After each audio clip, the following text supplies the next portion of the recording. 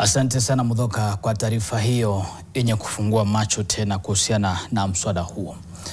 Wanajeshi nchini sasa watalazimika kugharamia chakula chao cha mchana kuanzia Julai mosi mwezi ujao. Na hii ni baada ya serikali ya Rais William Ruto kusisitiza kuwa itafutilia mbali mpango wa ruzuku ya chakula kwa wanajeshi. Hatua hiyo imezua taharuki miongoni mwa maafisa wa jeshi la ulinzi la Kenya yani KDF, hasa wale wa ngazi za chini ambao wamekuwa wakitegemea pakubwa mpango huo wa serikali. Mwanahabari wetu Susan Waweru anaarifu. Kuanzia tarehe mosi mwezi ujao, wanajeshi walioko katika kambi watalazimika kuchota kutoka mifukoni mwao ili kumudu gharama ya chakula cha mchana.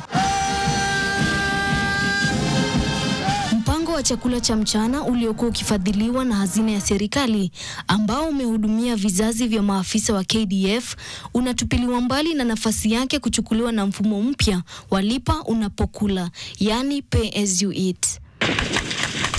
Mabadiliko hayo yamezua taharuki hasa miongoni mwa maafisa wa vyeo vya chini ambao wanasema tayari wanaobeba mzigo mzito wa kifedha kama vile mikopo, na sasa wana hofu ya kulazimika kuacha kula kabisa chini ya mpango huo mpya.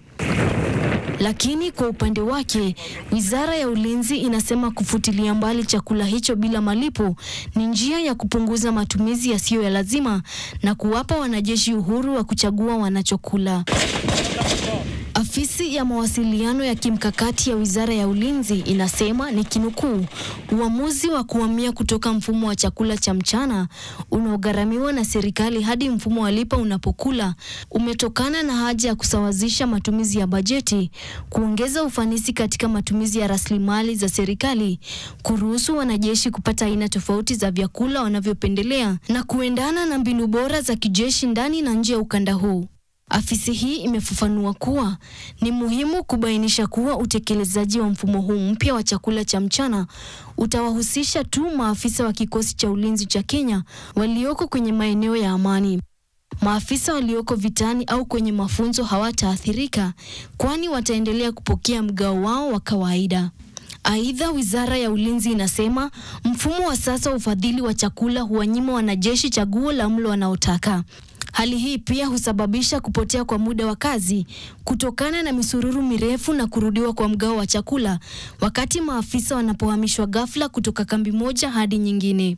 Vilevile, wizara hiyo inasema fedha zilizokuwa zikitumika kwa mfumo wa sasa zitatumika kuboresha miundombinu ya maeneo ya chakula, ununuzi wa vifaa vya upishi na kulipa madeni ya chakula yaliyosalia.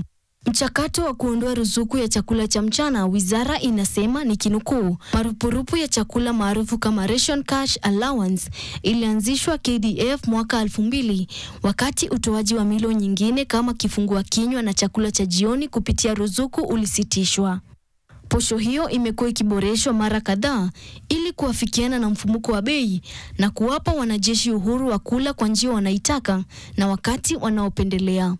Kwa sasa, macho yote yako kwa Wizara ya Ulinzi huku ikianza kutekeleza mfumo huu mpya wa chakula kwa wanajeshi.